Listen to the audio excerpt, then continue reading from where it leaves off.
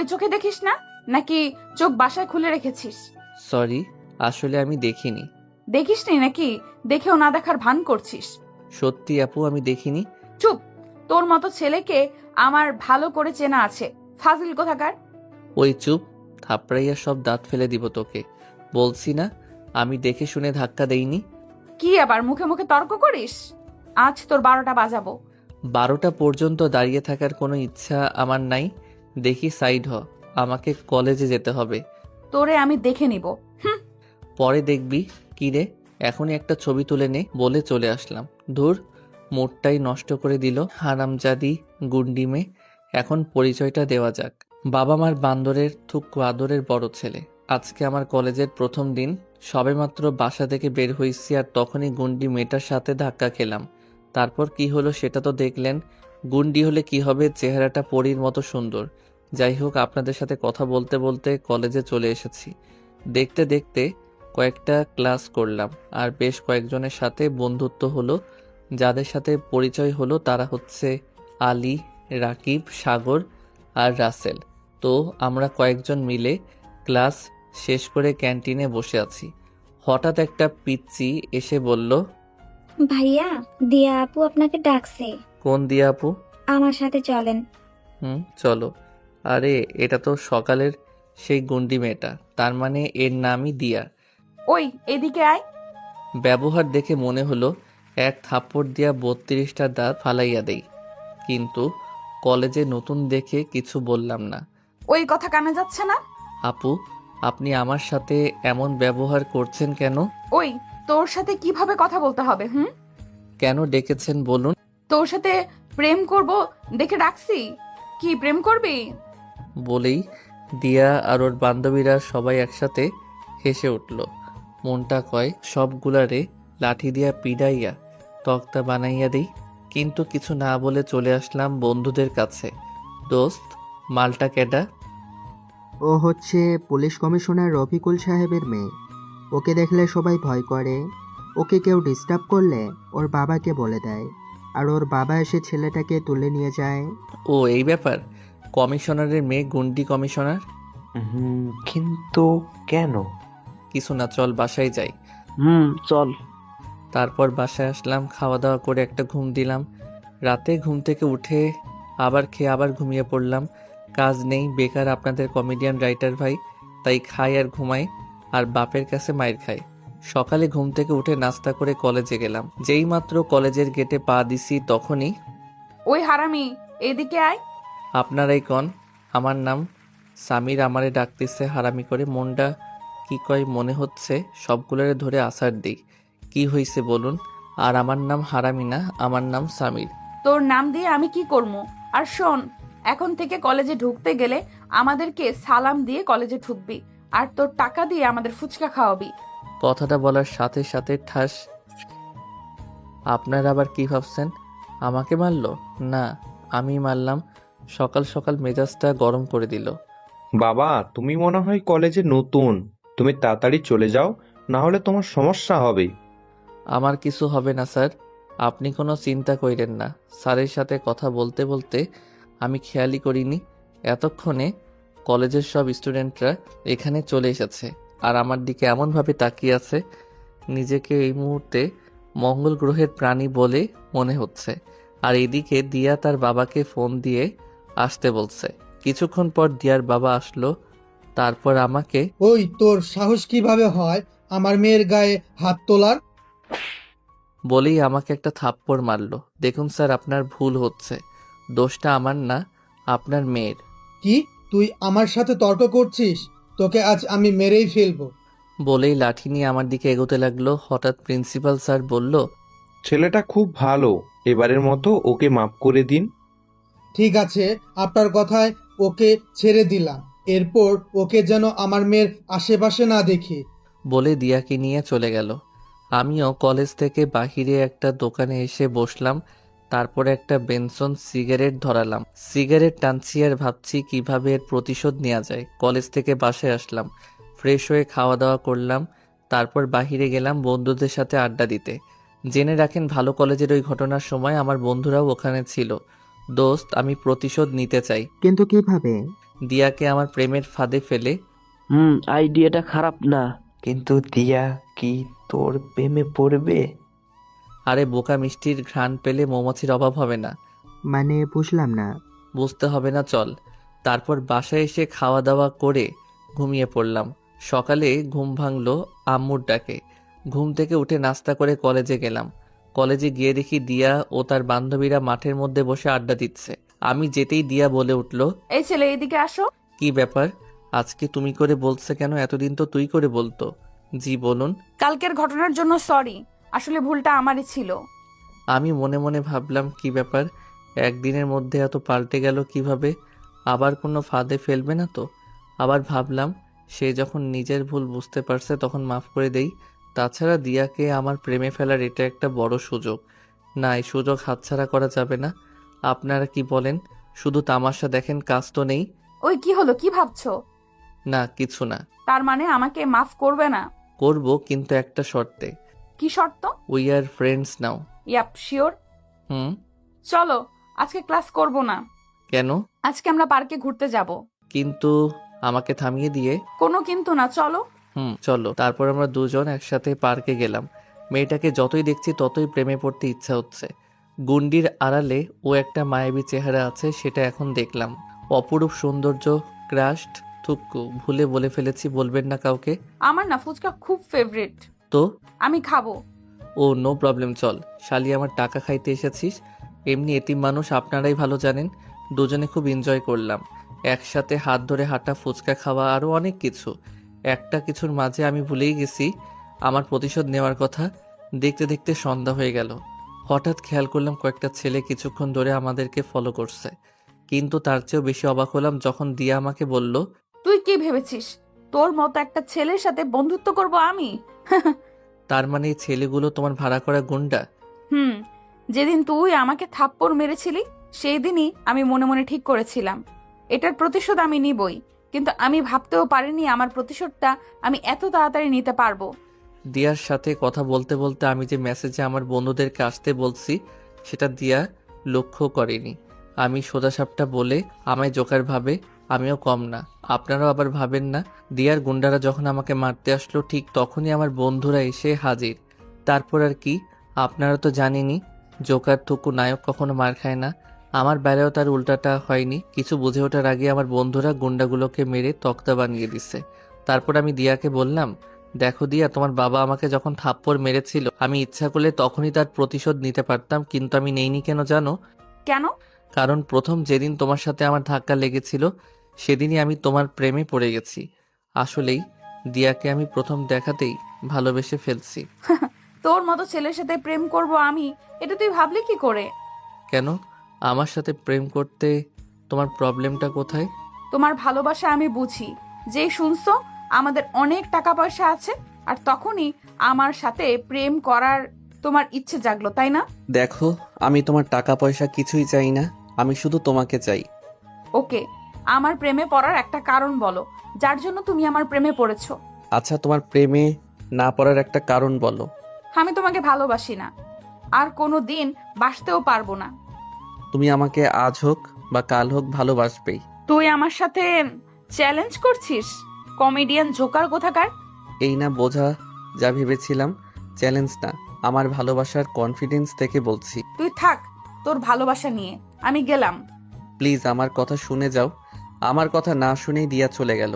রাগ করে বাসায় আসলাম, এসে খাওয়া দাওয়া করে ঘুমিয়ে পড়লাম। সকালে উঠে নাস্তা করে বন্ধুদের সাথে আড্ডা দিতে গেলাম। দোস্ত, একটা উপায় দে না, কিভাবে দিয়াকে প্রেমে ফেলানো যায়? প্রেমে ফেলার কথা কি বলছিস রে? তুই তো নিজেই দিয়ার প্রেমে পড়ে গেছিস। দোস্ত।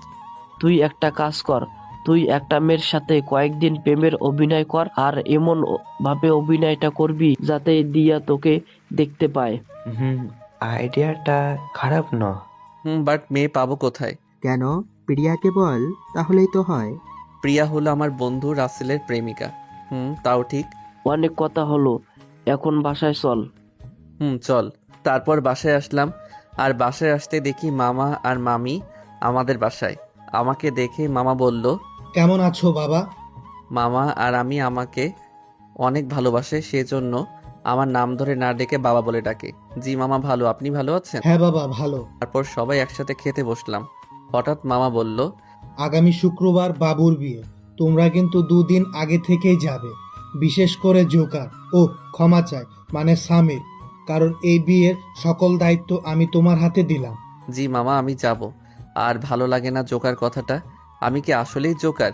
এভাবে দেখতে দেখতে কয়েকদিন কেটে গেল। আর এই কয়েকদিন আমি কলেজেও যাইনি। আর 2 দিন পর আমার মামাতো ভাইয়ের বিয়ে। ভাবলাম আজ কলেজে যাব, কারণ দিয়ার সাথেও দেখা করতে মন চাচ্ছে। বাসায় কাউকে কিছু না বলে সোজা কলেজে গেলাম, কিন্তু দিয়াকে দেখলাম না। ধুর, মনটাই খারাপ করে দিল। হঠাৎ দেখলাম দিয়ার বান্ধবী দাঁড়িয়ে আছে।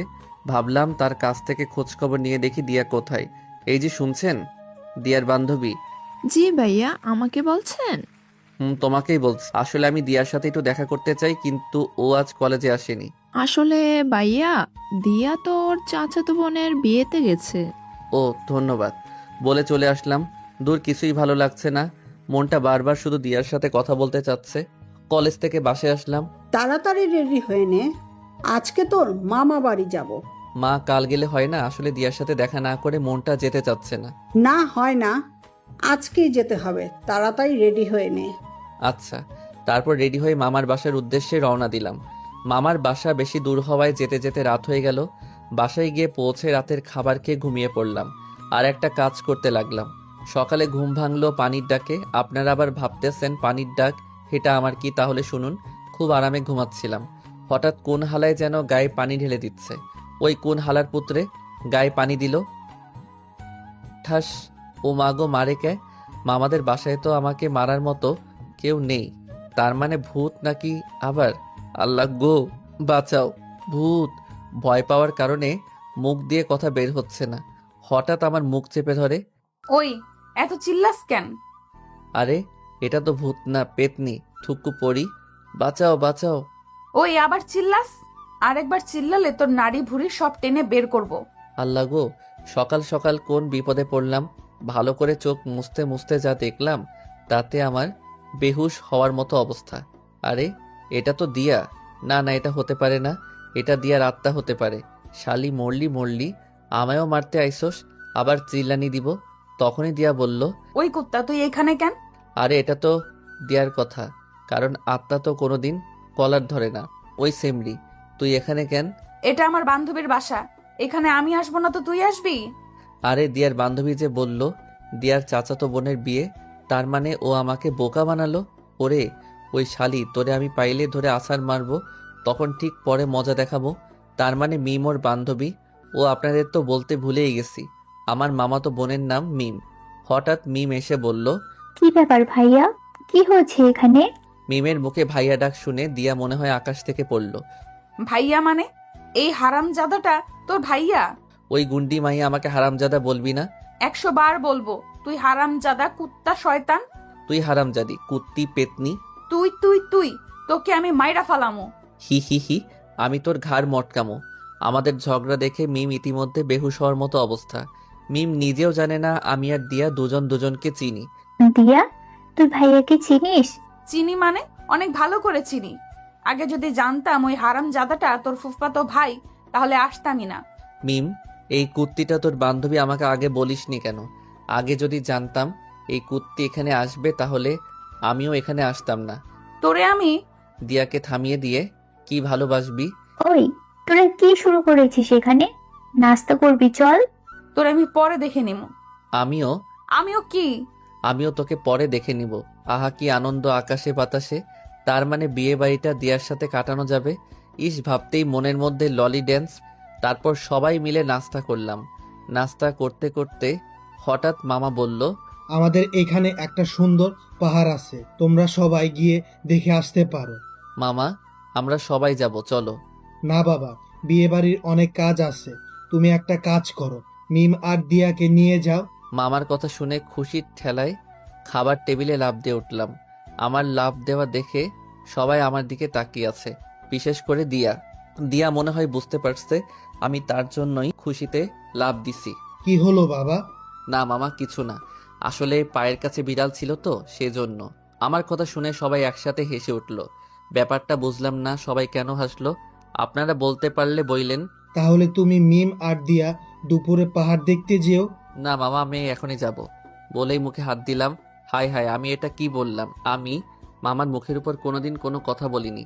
সরি মামা, আসলে মুখ ফসকে বেরিয়ে গেছে। ওকে, লেটস এনজয়। থ্যাঙ্কস মামা। তারপর আমি দিয়া আর মিম পাহাড় দেখার উদ্দেশ্যে বেরিয়ে পড়লাম। অনেকক্ষণ ধরে পাহাড়ে ঘুরছি, কিন্তু এখনো পর্যন্ত আমার আর দিয়ার মধ্যে কোনো কথা হয়নি। ভাইয়া চলো, ওই ঝর্ণার ওই দিকটাই যাই। চলো। ঝর্ণার ওই দিকে যেতেই দিয়া একটা খাদে পড়ে গেল, কিন্তু একটা গাছের ডাল ধরে আটকে আছে। অল্পের জন্য খাদে পড়েনি, বাট এখনো ঝুলে আছে। ভাইয়া এখন কি হবে? প্লিজ দিয়াকে তাড়াতাড়ি তুলো, তাছাড়া পড়ে যাবে। ভাবলাম এটাই দিয়াকে প্রেমে ফেলার দারুণ সুযোগ, কিন্তু যে বড় খাদ, একবার পড়ে গেলে নিশ্চিত মৃত্যু। কিন্তু দিয়া মরে গেলে আমার কি হবে? কারণ আমি তো দিয়াকে ছাড়া বাঁচবো না। প্লিজ আমাকে তুলো। দেখি কোথাকার চোখ কোথায় থাকে। বাঁচাও। তুলবো, কিন্তু একটা শর্ত আছে। একটা কেন, 100টা শর্ত পূরণ করব। আগে আমাকে তুলো। আমার 100টা শর্ত পূরণ করা লাগবে না। আমার একটাই শর্ত, আমাকে ভালোবাসতে হবে। কান্না করতে করতে ওকে, আমি ভেবে দেখব। প্লিজ তুলো। ভাবলাম মেয়েটা কষ্ট পাচ্ছে, অতএব তুলি, তারপর কি হবে ওটা পরে দেখা যাবে। অনেকক্ষণ চেষ্টার পরে দিয়াকে উপরে তুললাম। এমনি গায়ে জোর নেই, উপরে তোলার সাথে সাথে দিয়া আমাকে জড়িয়ে ধরলো। আহা, কি মিষ্টি ঘ্রাণ আসছে দিয়ার শরীর থেকে, একেবারে বগুড়ার দইয়ের মতো। তারপর দিয়া নিজেকে আমার কাছ থেকে ছাড়িয়ে নিল। আসলে সামির, আমি একজনকে ভালোবাসি। দিয়ার কথা শুনতেই মনে হয় আমার মাথায় আকাশ ভেঙে পড়ল। নিজের অজান্তেই বুকের বাম পাশে চিনচিন ব্যথা অনুভব করলাম। দুই চোখ দিয়ে অঝর ধারায় বৃষ্টি পড়ছে। আরে বোকা, কাঁদছো কেন? আমি কাকে ভালোবাসি সেটা তো আগে শোনো। কাকে? তোমাকে। I love you Samir. Will you marry me my dear? কথা শেষ হতে না হতেই দিয়াকে জড়িয়ে ধরে চুমু খেতে লাগলাম। আরে শক্ত করে জড়িয়ে ধরো না প্লিজ। তারপর আমি দিয়াকে আরো শক্ত করে জড়িয়ে ধরলাম। দিয়ার গরম নিঃশ্বাস আমার বুকে পড়ছে এখন। এভাবে সারা জীবন ভালোবাসা দিয়ে আঁকলে রাখতে পারবে? পারবো গুন্ডি সোনা, যদি তোমার পাশে থাকার সুযোগ দাও। ওই আমাকে গুন্ডি বললে মেরে তক্তা বানিয়ে ফেলবো, আর আমি ছাড়া অন্য কোনো মেয়ের দিকে তাকালে চোখ তুলে ফেলবো। আল্লাদি গলায় কয়েকটা কিল ঘুষি দিয়ে হাই হাই, কি মেয়ে রে বাবা! প্রেম না করতেই এরকম, না জানি প্রেম করলে আরো কত কিছু বলে। আমরা এখন যেতে পারি? আরে আমি তো ভুলেই গেছি, এইখানে কেউ সিনেমা দেখছে আর একজন সিনেমা শুনছে, কি তাই না? চলো। তারপর সবাই মিলে বাসায় আসলাম। রাত হয়ে গেল। অনেক ক্লান্ত থাকায় শোয়ার সাথে সাথে ঘুমিয়ে পড়লাম। সকালে উঠে বুকের উপর ভারী কিছু অনুভব করলাম। আরে এটা তো দিয়া, পাগলিটা আমাকে জড়িয়ে ধরে আছে। কিন্তু এত সকালে ও আমার রুমে আসলো কিভাবে? হঠাৎ মনে পড়ল কাল রাতে তো পাগলিটা আমার কাছে এসেছিল ধন্যবাদ দেওয়ার জন্য। কি মায়াবী লাগছে মেয়েটাকে, মনে হয় সারা জীবন দেখলেও দেখার স্বাদ মিটবে না। তারপর হঠাৎ মনে পড়ল কেউ যদি দিয়াকে আমার রুমে দেখে তাহলে মান সম্মান সব শেষ হয়ে যাবে। দিয়া, এই দিয়া ওঠো। দিয়া, ওই দিয়া। হঠাৎ মামা দরজায় নক করলো। মামা যদি আজকে আমাদের দুজনকে একসাথে দেখে তাহলে অবস্থা খারাপ হয়ে যাবে। কি করব ভাবতেছি, হঠাৎ মনে হলো দিয়াকে ওয়াশরুমে রেখে আসি। যেই ভাবা সেই কাজ। দিয়াকে কোলে তুলে ওয়াশরুমে কমোডের উপর বসিয়ে রেখে দরজা খুলে দিলাম। কি ব্যাপার, দরজা খুলতে এত সময় লাগে? না মানে আসলে ঘুমিয়েছিলাম তো তাই। ও তা তুমি কি বাবা আজকাল ওড়না পরে ঘুমাসো? এই মেরে ছেড়ে দিয়ার ওড়না তো আমার খাটের উপর, এখন কি হবে আল্লাহ জানে। এমন সময় মিম আসলো রুমে। মামা, ওই ওড়নাটা মিমের। মিম, ওটা তোর ওড়না? আমি মিমকে ইশারা দিয়ে হ্যাঁ বলতে বললাম। হ্যাঁ বাবা, ওটা আমার ওড়না। ওহ, তাহলে এই ঘরে বাঁচাও, বাঁচাও। হঠাৎ দিয়া ওয়াশরুমের ভিতর থেকে চিৎকার দিয়ে উঠল। দিয়ার চিৎকার শুনে মামা আর মিম অবাক হয়ে আমার দিকে তাকিয়ে আছে। দিয়া ওয়াশরুম থেকে বাহিরে এসে আমাকে জড়িয়ে ধরল। সামির, দিয়া তোমার রুমে এলো কিভাবে? মামা মিম জানে, আমি কিছু জানি না। ওরে হাতারাম, আমি কি জানি? আমি ফিস ফিস করে বললাম, প্লিজ একটু ম্যানেজ করে দে আমার লক্ষ্মী বোন। আসলে বাবা, দিয়াকে আমি এই রুমে পাঠাইছি। কেন? আসলে হঠাৎ করে আমার ওয়াশরুমের পানির লাইটটা বন্ধ হয়ে গেছে তো তাই। ওহ, বলে চলে গেল। যাক বাবা, বাঁচা গেল। এখন বলতো তোদের মতলব কি? আর তোরা দুজন কি রাতে একসাথে থেকেছিস? না না, আমি সকালে উঠে দেখি দিয়া আমার বুকের উপরে আমাকে জড়িয়ে ধরে শুয়ে আছে। আমার কথায় দিয়া একটু লজ্জা পেল। ওহ, এই ব্যাপার। বলে মিমও চলে গেল। ও ও ওই গুন্ডি, তুমি আমার রুমে ঘুমিয়েছিলে কেন? ওই কুত্তা, তুমি আমারে বাথরুমে রেখে এসেছো কেন? দেখলি যখন তুমি বাথরুমে, তার মানে নিশ্চয়ই কোনো সমস্যা হয়েছিল, যার কারণে তোমাকে বাথরুমে রেখে এসেছিলাম। কিন্তু তুমি চিল্লালে কেন? বাথরুমে তেলাপোকা ছিল, তাই ভয় পেয়ে গেছিলাম। যে গুন্ডি মেয়ে আবার তেলাপোকা দেখে ভয় পায়? ফিসফিস করে কথাটা বললাম। ওই কি বললে? ওই যে তোমার পেছনে তেলাপোকা, মজা করে বললাম। বলার সাথে সাথে দিয়া ঠাস করে মারে নাই আমাকে জড়িয়ে ধরলো। আমিও তাকে জড়িয়ে ধরলাম। কেবল একটা কিস দিতে যাব, তখনই মিম বলল, ভাইয়া, বিয়ে বাড়িতে এগুলো জায়েজ নেই।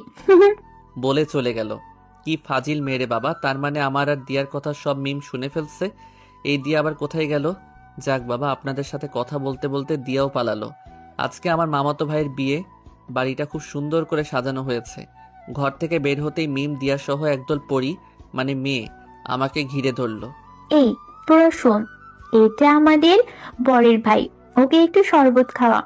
বান্ধবীদের উদ্দেশ্য করে বলল, এই নিন শরবত, সবটুকু খেয়ে নিন। যাক বাবা, এমনিতে খুব পানির পিপাসা পেয়েছিল। মেয়েটা গুন্ডি হলেও মনটা পাথরের, মানে তুলার মতো নরম। সবেমাত্র এক ঢোক শরবত খাইছি, মনে হচ্ছে কান দিয়ে বাতাস বের হচ্ছে, এতটাই ঝাল যে চোখে পর্যন্ত ঝাপসা দেখছি। মিম আমাকে পানি দিল, কিন্তু পানি খেয়েও কাজ হলো না। হঠাৎ দেখলাম লাল টকটকে একটা কি যেন, চোখে ঝাপসা দেখার কারণে ভালোভাবে বুঝতে পারলাম না ওটা কি, তবে দেখে মনে হয় মিষ্টি হবে।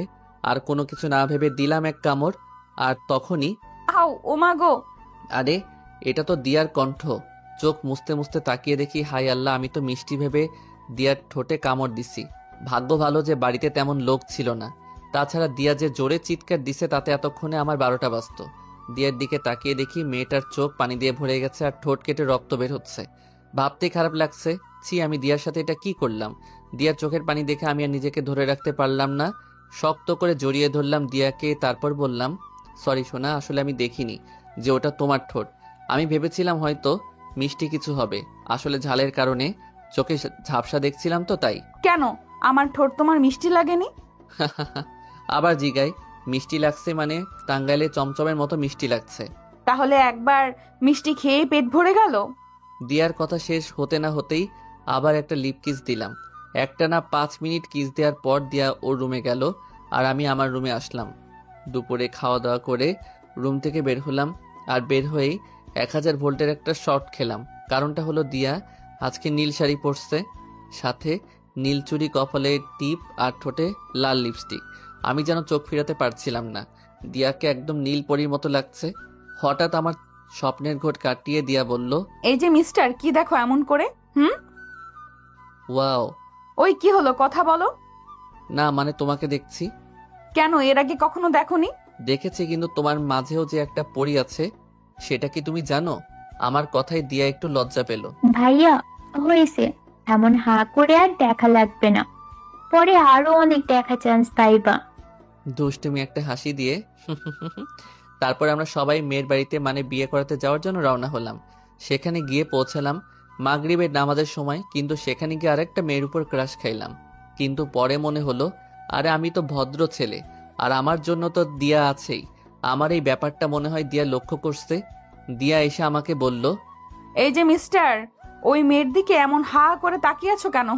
মেয়েটা খুব সুন্দর, একদম পরীর মতো। দিয়াকে রাগানোর জন্য রেগে গিয়ে আর আমি পেতনির মতো মুখ ফসকে বেরিয়ে গেল।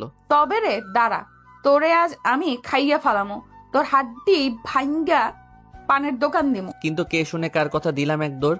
আপনারা কি ভাবছেন আমি সেখানে দাঁড়িয়ে থাকবো? আমারে কি পাগলা কুত্তায় কামড়াইছে? যে গুন্ডি মাইয়া, তার উপর আবার বিয়ে বাড়ি, বুঝতেই পারছেন আমাকে ধরতে পারলে কি হতো। দৌড়াতে দৌড়াতে একটা মেয়ের সাথে ধাক্কা খেলাম। ওই চোখে দেখেন না, চোখ কি খুলে বাসায় রেখে এসেছেন নাকি? চোখ আছে দেখেই তো শুধু ধাক্কা খেলাম, তাছাড়া কি রেগে অ্যাটম হয়ে, তাছাড়া তো জড়িয়ে ধরতাম আরো কত কি। বলেই দিলাম এক দৌড়। মেয়েটার সামনে বেশিক্ষণ থাকলে হয়তো ঘুষি মেরে নাক ফাটিয়ে দিত। দৌড়াতে দৌড়াতে ধপাস করে একটা গাছের সাথে ধাক্কা খেলাম। আপনার আবার ভাইবেন না যে ধাক্কা খেয়ে আমি আমার অতীত ভুলে গেছি, কারণ ওটা শুধু সিনেমাতেই হয়। দূর দৌড়ানোর পর শরীরে একবারে ঘেমে গেছে। ভাবলাম একটু ফ্রেশ হওয়া দরকার। ফ্রেশ হয়ে মুখে কিছু আটা ময়দা, থুকু স্নো পাউডার লাগালাম। ভাবলাম মামার সাথে একটু দেখা করে আসি। মামার কাছে যেতেই, ভূত ভূত ভূত। আরে মামি তো বেহুশ। হোয়াট মামা, আই এম সামির, ইওর একমাত্র ভাগ্নে। মামা আমার ইংরেজি শুনে বেহুশ হওয়ার মতো অবস্থা। আমি ভাবলাম মামা মনে হয় ইংরেজি কম জানে, সেজন্য আমার কথা বুঝতে পারিনি। সামির, তুমি যে আমার ভাগ্নে এটা যেন কাউকে বলো না, কেমন? আমার চেহারা দেখলে যে কেউ ভয় পাবে, সেজন্য মামা কথাটা বলল। ওকে মামা বলে চলে আসতে লাগলাম, তখনই দিয়া আমার সামনে পড়ে ভূত ভূত বলে চিল্লাতে চিল্লাতে বেহুশ হয়ে গেল। কি ব্যাপার, সবাই আমাকে দেখে ভূত ভূত করছে কেন? যেই মাত্র আয়নার সামনে গেলাম, এবার আমি নিজেই বেহুশ হওয়ার মতো অবস্থা, কারণ তখন স্নো ভেবে কালি মুখে দিয়েছিলাম। দেখতে দেখতে বিয়েটা হয়ে গেল, তারপর সবাই বাসায় আসলাম বউ নিয়ে। ভাবলাম দিয়ার সাথে একটু কথা বলা দরকার, কিন্তু আমাকে অবাক করে দিয়ে দিয়া নিজেই আমাকে এসে বলল, ওই মিস্টার শয়তান, তোর মামাতো ভাইয়ের বিয়ে তো হলো, তা তোমারটা কবে হবে শুনি? যেদিন তোমাকে আপন করে পাবো তার আগের দিন। দিয়াকে জড়িয়ে ধরে, এই ছাড়ো বলছি, লোকে দেখলে কি ভাববে? লোকে কি ভাববে সেটা দেখার বিষয় আমার নাই। দিয়াকে দেয়ালের সাথে চেপে ধরলাম, ওর দুই হাতের উপর আমার হাত রেখে দিয়ার খুব কাছাকাছি গেলাম। দিয়ার গরম নিঃশ্বাস আর আমার নিঃশ্বাস এখন এক হয়ে গেছে। লজ্জায় দিয়ার চেহারা পা টমেটো মতো হয়ে গেছে।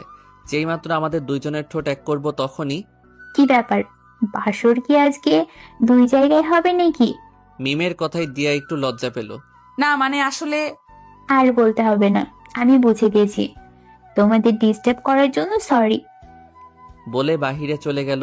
আর আপনাদের তো বলতে ভুলেই গেছি, মিমও আমাকে মনে মনে ভালোবাসে, কিন্তু কোনোদিন মুখে বলেনি। সেজন্য আমার আর দিয়ার রোম্যান্স করার সময় এসে ডিস্টার্ব করে। এখন গল্পে আসা যাক। মিম যা বলল তা কি আজ হবে? মানে বিয়ের আগেই বাসর করার কথা। আমি জানি না। দিয়া মুখে যতই বলুক আমি জানি না, কিন্তু আমি উত্তর পেয়ে গেছি। তখন আমি দিয়াকে কোলে তুলে নিয়ে বিছানায় শোয়ালাম, তারপর আস্তে আস্তে তার পুরো শরীরে কিস করতে লাগলাম। বাবু আজ এই পর্যন্তই থাক, বাকিটা না হয় আরেকদিন হবে। সুযোগ একবারে আসে, বারবার না। তারপর আমরা দুইজন ভালোবাসার গভীর সমুদ্রে ডুবে গেলাম। মাঝরাতে হঠাৎ কারো কান্নার আওয়াজে আমার ঘুম ভেঙে গেল। বিছানা থেকে উঠে দেখি মিম কান্না করতেছে। মিম, কি হয়েছে তোমার, কাঁদছো কেন? আমি কাঁদলে তোমার কি? আমি আবার কি করলাম, কি হয়েছে খুলে বলো। আমি তোমাকে ভালোবাসি শামির, তুমি কেন বোঝো না আমার মনের কথা? দেখো মিম, তুমি ভালো করেই জানো আমি দিয়াকে ভালোবাসি, আর দিয়াও আমাকে ভালোবাসে। আমি এত কিছু জানি না, আমি তোমাকে ভালোবাসি। তুমি যেটা চাও সেটা কোনো দিনও হবে না, কারণ আমি দিয়াকে ছাড়া বাঁচবো না। আরেকবার দিয়ার কথা বললে তোকে আমি খুন করে ফেলবো। আমাকে জড়িয়ে ধরে আমাদের কথা শুনে দিয়া যে ঘুম থেকে উঠে গেছে সেদিকে আমি লক্ষ্যও করিনি। প্লিজ তুমি শান্ত হও। বাবা খুব ভালো লাগছে তোমাদের এই ভালোবাসা দেখে। দিয়া তুমি কখন ওঠো? আমাকে থামিয়ে দিয়ে। আমাকে যদি ভালো নাই বাসো তাহলে কেন আমার জীবনটা নষ্ট করলে? দিয়া তুমি আমাকে ভুল বুঝছো, আবার আমাকে থামিয়ে দিয়ে। আমি কিছু বুঝতে চাই না, আমি শুধু জানতে চাই কেন তুমি আমার জীবনটা নষ্ট করলে। দিয়া, তুই আমাদেরকে ভুল বুঝছিস। আমি নিজের চোখে যা দেখলাম তা কি ভুল? নিজের চোখকে অবিশ্বাস করতে পারি না। আসলে মিম যে আমাকে জড়িয়ে ধরেছিল সেটা মনে হয় দিয়া দেখছে, আর সে কারণে আমাকে ভুল বুঝছে। আমাদের কথা বলতে বলতে যে সকাল হয়ে গেছে সেদিকে আমার আর কোনো খেয়ালই নেই। দিয়া তুমি আমার কথাটা বোঝার চেষ্টা করো। আমি কোনো কিছুই বুঝতে চাই না, আমি এক্ষুনি আমাদের বাসায় চলে গেলাম, তোমরা ভালো থেকো। বলে কাঁদতে কাঁদতে চলে গেল। দূর, মনটাই খারাপ হয়ে গেল। দিয়া নেই, আমি থেকে কি করব? আমিও আম্মু আর মামাকে বলে বাসায় চলে আসলাম।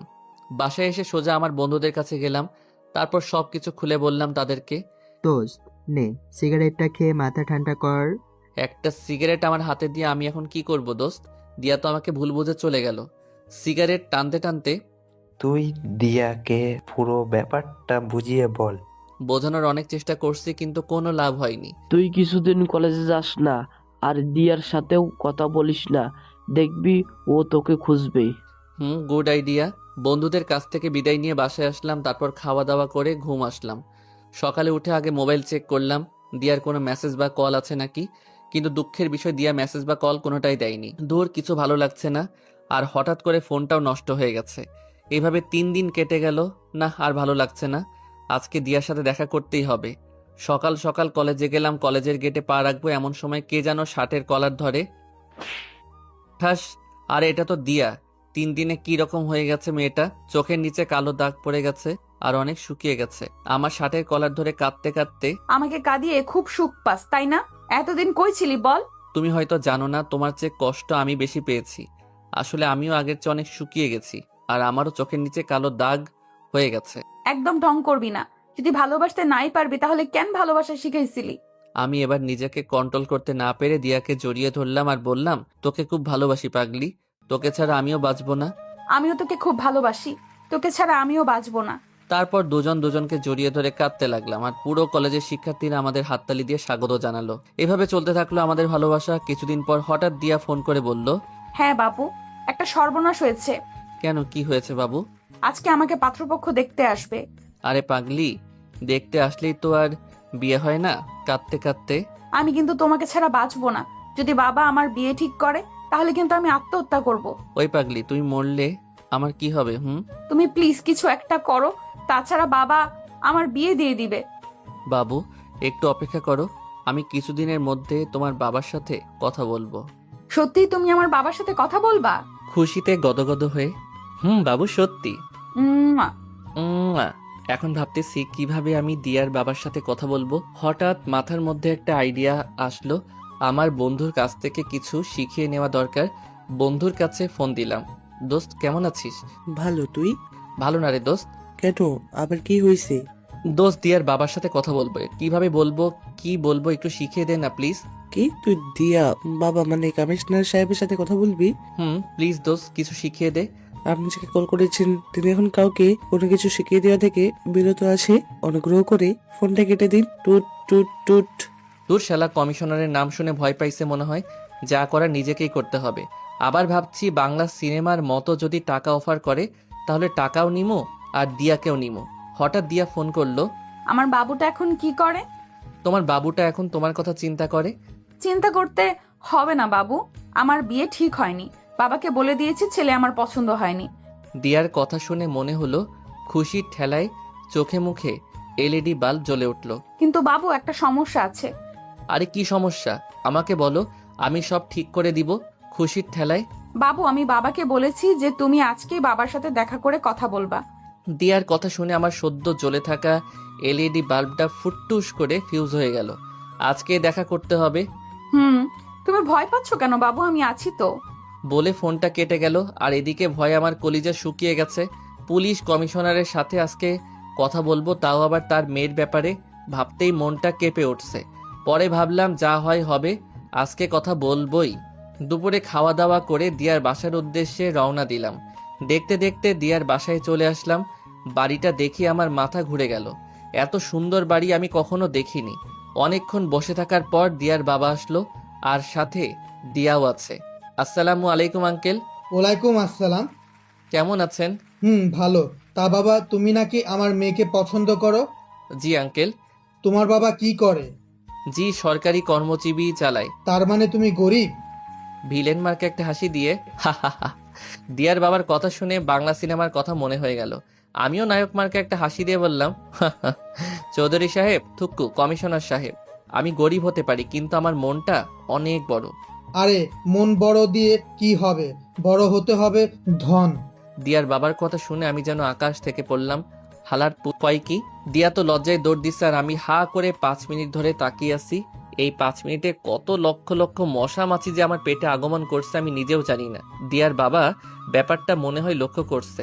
তারপর বলল, আরে বোকা, আমি বলছি ধন সম্পদের কথা।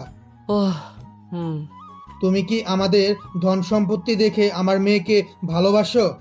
কমিশনার সাহেব, আমি গরিব হতে পারি কিন্তু লোভী না, বলেই পেছনে হাঁটা শুরু করলাম। কিন্তু একটা ব্যাপার মাথার মধ্যে ঘুরপাক খাচ্ছে। সিনেমার মধ্যে দেখছিলাম নায়িকার বাবা নায়ককে টাকা দিয়ে অফার করে, কিন্তু এই হালার পুত করলো না কেন? আর এতক্ষণে তো আমাকে ডাকার কথা। এসব ভাবছি, হঠাৎ দিয়ার বাবা ডাক দিল। যাক বাবা, যেহেতু ডাক দিছে তাহলে নিশ্চয়ই এবার টাকার অফার করবে।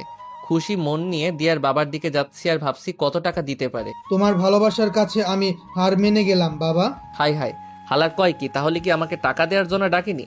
মনে মনে কমিশনারের 14 গোষ্ঠীকে উদ্ধার করলাম। কমিশনার সাহেব, আমার ভালোবাসা পিওর সোয়াবিন তেলের মতো বিশুদ্ধ। আপনি আবার ভাইবেন না যে আমি পাম অয়েলের কথা বলছি।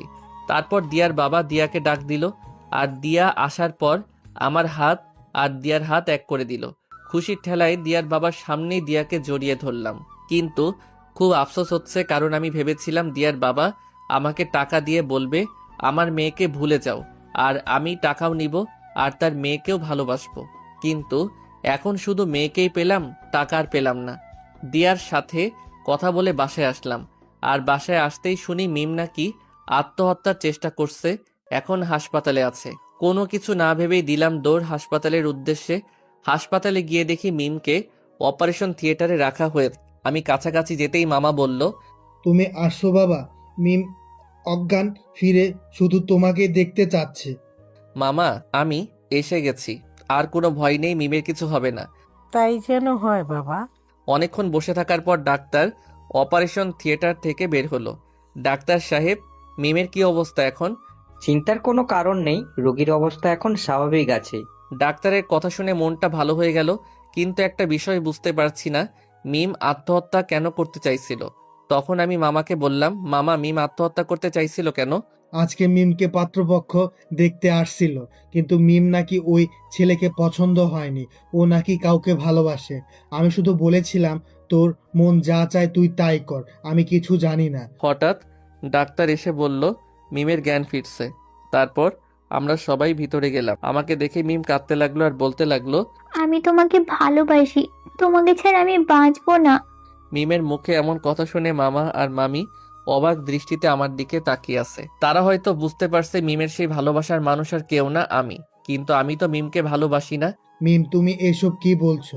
আমি তো কিছুই বুঝতে পারছি না। বাবা, আমি স্বামীরকে ভালোবাসি, তাকে ছাড়া আমি বাঁচবো না। কিন্তু মিম, আমি তো তোমাকে ভালো, আমাকে থামিয়ে দিয়ে।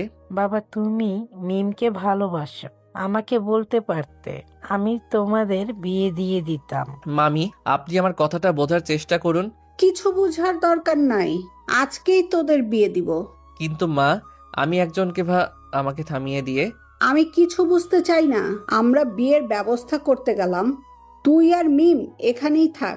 বলে চলে গেল। এখন শুধু আমি আর মিম। ভাবছি দিয়া যদি এই ব্যাপার জানে তাহলে আমাকে তো মারবেই, সাথে মিমকেও। হঠাৎ দেখি দিয়া আসছে। এই সেরে ছেড়ে কোন হালারপুর দিয়াকে যেন কি বলছে। দিয়ার চোখ মুখ দেখে বোঝা যাচ্ছে আজ আর আমার কোনো বাঁচার পথ নেই। দিয়া এসেই মিমের চুলের মুঠি ধরে মারতে লাগলো আর বলছে, হারামজাদি কুত্তি, তোর এত বড় সাহস, তুই আমার স্বামীরকে বিয়ে করবি? দিয়ার চুলের মুঠি ধরে, ওই শাকচুনি, তোর কত বড় সাহস, তুই আমার হবু বরের সাথে প্রেম করিস? আমি দর্শকের মতো তাদের মারামারি দেখছি। হঠাৎ দিয়া একটা লাঠি নিয়ে মিমকে মারতে যাচ্ছে। না, আর মারামারি দেখা যাবে না, এখন যা করার আমাকেই করতে হবে। দিয়া মিমকে লাঠি দিয়ে আঘাত করার আগে আমি লাঠিটা ধরে ফেললাম। তারপর ঠাস করে একটা চর বসিয়ে দিলাম। এই প্রথমবার আমি দিয়ার গায়ে হাত তুললাম। সবকিছুর একটা লিমিট আছে দিয়া। ও, আমার তো মনেই ছিল না যে তুমি আর কেউ না, তুমি তো এখন অন্য কারো। তুমি আমার কথাটা একবার বোঝার চেষ্টা করো। আমি কোনো কিছু বুঝতে চাই না, যা বোঝার আমি বুঝে গেছি। বুঝেই যখন গেছিস তাহলে এখানে দাঁড়িয়ে আছিস কেন? যা ভাগ। রাগের মাথায় কথাটা বলে ফেললাম। আমার কথা শুনে দিয়া কাঁদতে কাঁদতে চলে গেল। ঠিকই করেছো, যেমন মেয়ে তেমন সাজা। বলতেই মিমকেও ঠাস করে একটা থাপ্পড় দিয়ে বাহিরে চলে গেলাম। দূর কিছুই ভালো লাগছে না, বারবার শুধু দিয়ার কথা মনে পড়ছে। কষ্ট কমাতে বারে নাইট ক্লাবে গেলাম। জীবনের প্রথম আজ ড্রিঙ্কস করলাম। কখন যে সন্ধ্যা হয়ে গেছে আমি নিজেও জানি না। হঠাৎ মার ফোন। তুই কি মানুষ নাকি অন্য কিছু? কেন, আমি আবার কি করলাম? আজ তোর বিয়ে আর তুই এখন পর্যন্ত বাইরে আছিস? 5 মিনিটের মধ্যে বাসায় আয়। বলে ফোনটা কেটে দিল। বিয়ের কথা শুনে মাথায় আকাশ ভেঙে পড়ল। কি আর করার, আজ আমি বলির পাঠা। বাসায় গিয়ে শান্ত ছেলের মতো বিয়েটা করলাম। হঠাৎ এক বন্ধু দৌড়ে এসে একটা চিঠি আমার হাতে ধরিয়ে দিল। তাহলে চলুন দেখি চিঠিতে কি লেখা আছে। প্রিয় সামির, আমি জানি চিঠিতে তুমি যখন হাতে পাবে তখন হয়তো আমি আর বেঁচে থাকবো না। অনেক আশা করেছিলাম তোমাকে নিয়ে ঘর বাঁধবো, আমাদের 2টা পিচ্চি হবে, একটা তোমার মতো আর একটা আমার মতো। অনেক আশা ছিল সারা জীবন তোমার বুকে মাথা রেখে ঘুমাবো, কিন্তু নিয়তি হয়তো আমার ভাগ্যে সেই সুখটা রাখেনি। তুমি হয়তো জানো না যে আমি মা হতে চলেছি আর তুমি বাবা। আজকেই আমি তোমাকে কথাটা বলতাম, কিন্তু দেখো কি কপাল আমার, সেই সুযোগটা পর্যন্ত আমার হলো না। আর সবচেয়ে বেশি কষ্ট হলো আমার পেটের বাবুটার, কারণ সে দুনিয়ার আলো দেখার আগে দুনিয়া ছেড়ে চলে গেল। কি করব বলো, তোমাকে ছাড়া আমার জীবন মূল্যহীন ছিল। আর হ্যাঁ, আমাকে মাফ করে দিও, কারণ আমি বলেছিলাম সারা জীবন তোমার পাশে থাকবো, কিন্তু তোমাকে রেখেই আমি বেহায়ার মতো চলে গেলাম। ভালো থেকো, সুখে থেকো। আর একটা কথা, যদি কোনো দিন আমার কথা মনে পড়ে তাহলে ওই আকাশের দিকে তাকাবে। সেখানে হয়তো তুমি আমাকে দেখতে পাবে না, কিন্তু আমাদের পিচ্চিটাকে দেখতে পারবে, কারণ পিচ্চিরা নাকি ফেরেশতার মতো পবিত্র, আর পবিত্র জিনিস সবসময় আকাশের তারা হয়ে থাকে। ইতি তোমার গুন্ডি ভালোবাসার পাগলি। চিঠিটা পড়তে পড়তে কাঁদতে লাগলাম। বিয়েবাড়ির সবাই আমার দিকে তাকিয়ে আছে, সবাই ভাবছে বিয়েতে তো মেয়েরা কাঁদে, তাহলে আমি কাঁদছি কেন? হ্যাঁ, সেটা শুধু আমি জানি। কান্না যেন থামতেই চাচ্ছে না, আর চিল্লায়ে বলতে ইচ্ছা করছে, আমি তোমাকে ভালোবাসি দিয়া, প্লিজ তুমি আমাকে মাফ করে দাও। হঠাৎ আমার ঘুম ভেঙে গেল। এই আমি কি দেখলাম? এতক্ষণ যা দেখছিলাম সব স্বপ্ন ছিল। ইয়া আল্লাহ, তোমায় হাজারো ধন্যবাদ। আমার মনে পড়েছে আমি দিয়ার আব্বুর সাথে কথা বলে বাসায় এসেছিলাম। মামা ফোন করছিল, তারপর হসপিটাল থেকে বাসায় এসে শুয়ে পড়লাম। আর এতক্ষণ এত ভয়ানক স্বপ্ন দেখছিলাম, অজান্তেই দুফোঁটা পানি চলে আসলো। আমার জীবনে এর থেকে ভয়াবহ স্বপ্ন আমি কখনোই দেখিনি। পৃথিবীতে সবচেয়ে বড় কষ্টের জিনিস নিজের আপন কিছু হারানো, যে আমি স্বপ্নে দেখলাম। এরপর দিয়ার ফোন আসলো। হ্যালো। জান, আব্বু বলছে কয়েকদিনের ভেতরে আমাদের বিয়ে যদি হয়ে যায়। আমার চোখ দিয়ে পানি পড়ছে, কারণ আমি এখনো আমার প্রিয় জিনিসটি হারাইনি। কথা বলো, কি হয়েছে সামির? কিছু না। আর হ্যাঁ, আমি আজই বলবো তোমার কথা আব্বু আম্মুকে, কেমন? ওকে মাই লাভ, বাই। বাই। আমি দিয়াকে বুঝতে দেইনি আমার চোখের পানি, আমার কষ্টটা। রাত হয়ে গেল, সবাই হসপিটাল থেকে আসলো। আব্বু, একটা কথা বলবো? হ্যাঁ বল। আমার পছন্দের একজন আছে যাকে আমি বিয়ে করব। কি বলছিস? এত ভালো খবর? ও, তো মেয়েটা কে বাবা? কমিশনারের মেয়ে। কি বলছিস? তার বাবা কি রাজি? হ্যাঁ রাজি। তো দেরি কিসের? তাদের সাথে কথা হয়ে যাক। আমি তো দারুণ খুশি, মন চাচ্ছে মুলি ড্যান্স দেই, থুকু লুঙ্গি ড্যান্স দেই। এইভাবেই সব আয়োজন হলো। আব্বু আম্মু তাদের সাথে কথা বললো, আর বিয়ের দিনটাও পাকা হয়ে গেল। আস্তে আস্তে বিয়েটা হয়ে গেল। সবাই এই জন্য বলেন আলহামদুলিল্লাহ। আরে আমার সাথে বলতে কে বলেছিল? আজ আমার বাসর রাত, ছাদে বসে আড্ডা দিচ্ছি আর মনে মনে বলছি ভালো হলো ওই স্বপ্নটা স্বপ্ন রয়ে গেল, সত্যি হলো না। তাহলে আজ দিয়া থাকতো না, নাকি থাকতাম আমি, আর না থাকতো এই যে এখন যে পড়ছি। তখন আমি বললাম, ওই শোন, কি?